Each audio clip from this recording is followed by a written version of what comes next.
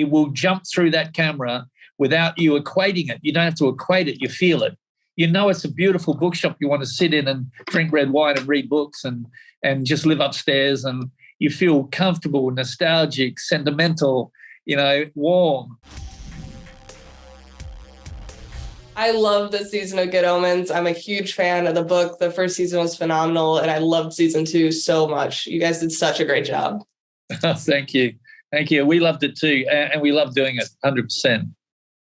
Now, you get to help bring this world that Neil Gaiman and Terry Pratchett envisioned in their minds to life for us to see. Are you able to collaborate with Neil as part of that process? This has been an interesting question that comes up, and I honestly, Neil doesn't look for contribution verbal about what something is before we start. I must say that we have a gift which is some sort of creative simpatico, because I don't know why. It's rare if you're in the same pulse or the same heartbeat when it comes to seeing something or feeling something.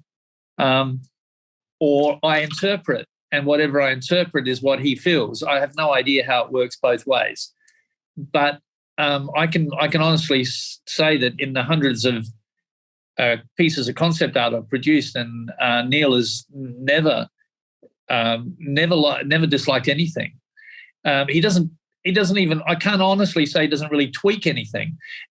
He takes so much joy out of what it is that is produced that, and I feel it sometimes, that you'll walk into a set and feel it so emotionally that it either brings him to tears or brims him a little with tears, or he just feels, you can see the joy on his face of moving around in it. The disbelief.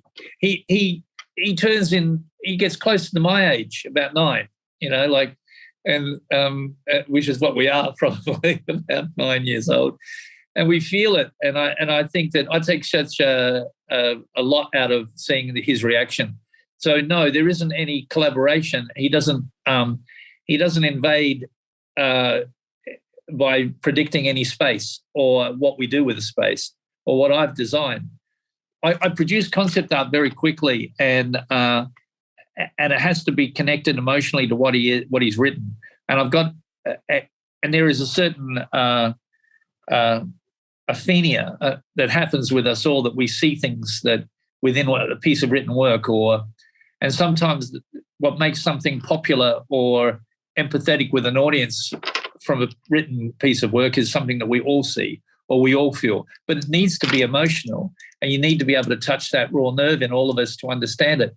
That's the gift that Neil has, to be able for us to allow us to see things and to feel things, that we then engage our apophenia to see what we want to see. But generally, it's what everyone wants to see. Now, if I can tap into that, if I can openly feel the emotion that he is trying to tell me on any given, whether it be the bookshop, by reading that, do I see the bookshop he sees? Well, he's written it, so it must be there somewhere, even between the lines.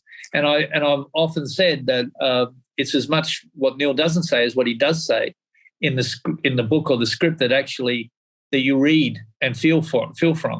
So if I can find the source, the emotional source, then I can engage what it is that I love about it by seeing it in my mind's eye. It's there, and once it's there, it happens that quickly. You've got to grab it, get your fingernails under the edge of it, and keep it tight. And if you can keep that, then you're guaranteed to, 1, believe in it, 2, to do it justice, to 3, have empathy with you, because it will transcend the lens. It will jump through that camera without you equating it. You don't have to equate it. You feel it. You know it's a beautiful bookshop you want to sit in and drink red wine and read books and just live upstairs, and you feel comfortable, nostalgic, sentimental, warm. And I think that it's a place that you're attracted to. And I think that's all emotional. That none of that's in the paint or the finished product or the amount of books. It's where you can do it.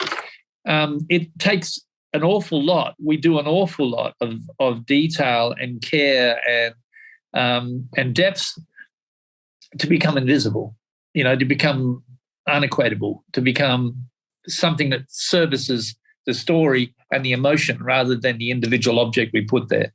It's an incredible art, an incredible experience every time. I love that. And then you mentioned the bookshop, which that's one of my favorite spots. I love that we got to see more of the bookshop this season. Are there any details that are maybe your favorite that fans may not have caught? Oh, so many. Nearly everything. Nearly everything. Everything is in there, has a purpose and a touch and a feel. And look, I can walk into that shop and I know when something's moved. Smallest things. It's unbelievable.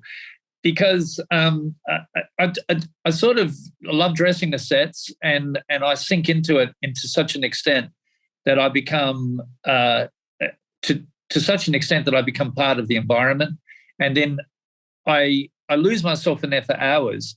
I don't take breaks or coffee or lunch or anything. I just stay there.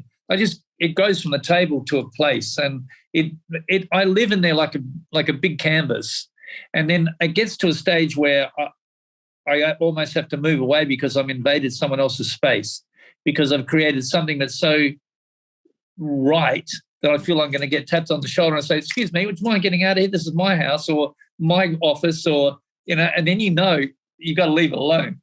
Like it works. But I think that's so special about all of it. I can't say that's the color because the color works. I can't say that it's the wood grain we use because when we use the wood grain on the walls, I used a brush stroke broad. So I really wanted the wood grain to be quite loud, quite large, and more theatrical than real. Like, there's no sense in doing a bird's nest wood grain on the wall and what, you go like this with the camera and you spend 3 hours painting it. No, it's about the impact of that, the punctuation of that. You find that theatre is what everything's about. And it's a blanket. And that blanket supports the story and the emotion and the character more than anything. So the less you equate it, the more it becomes part of the environment. And that takes a lot of work, a lot of study to get that. But the mere fact that it works for you, the mere fact that people love it is why it works. If you can get the crew to walk into the set, the bookshop, and all they want to do is exactly that, drink red wine and live there, they all want to live there.